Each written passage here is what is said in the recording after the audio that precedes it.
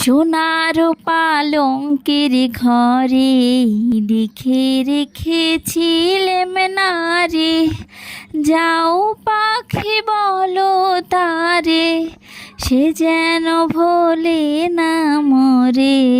সুখে থেকো ভালো থেকো, মনে রেখো এ আমারে।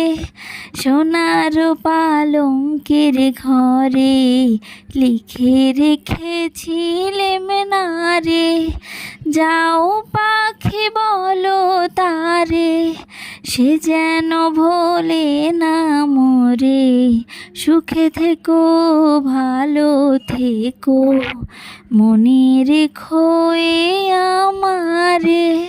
বুকের ভেতর নোনা ব্যথা, চোখে আমার ঝরে কথা, এপার ওপার কোন পার একা।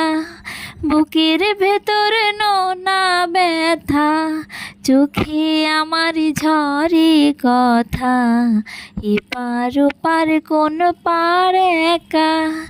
যাও পাখি বলো তারে, সে যেন ভোলে না মরে। সুখে থেকো ভালো থেকো, মনে রেখো এ আমারে। সোনার পালঙ্কের ঘরে লিখে রেখেছিলেম নারে, যাও পাখি বলো তারে, তারে কয়ো আমার হয়ে। সুখে থেকো ভালো থেকো, মনে রেখো এ আমারে। হাই এভরিওয়ান, নমস্কার, কেমন আছেন সবাই?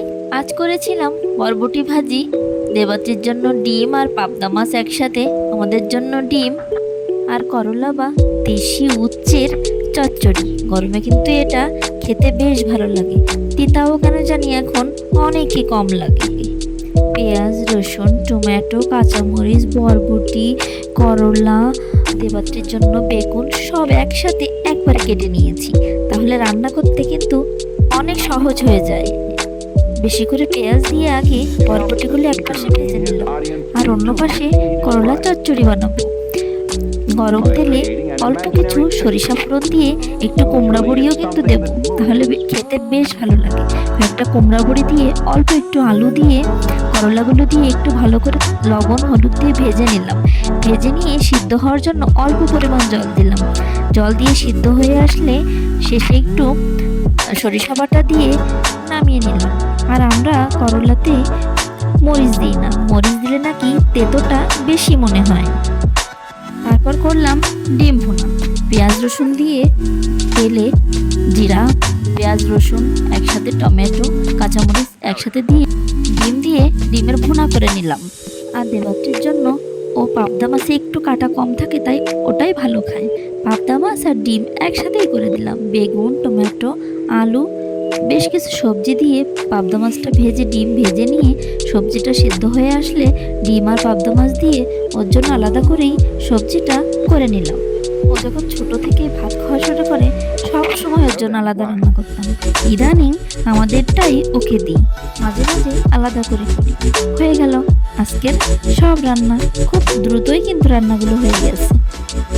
সো আজ এ পর্যন্তই, সবাই ভালো থাকবেন আর আমার পরিবারের জন্য আশীর্বাদ করবেন।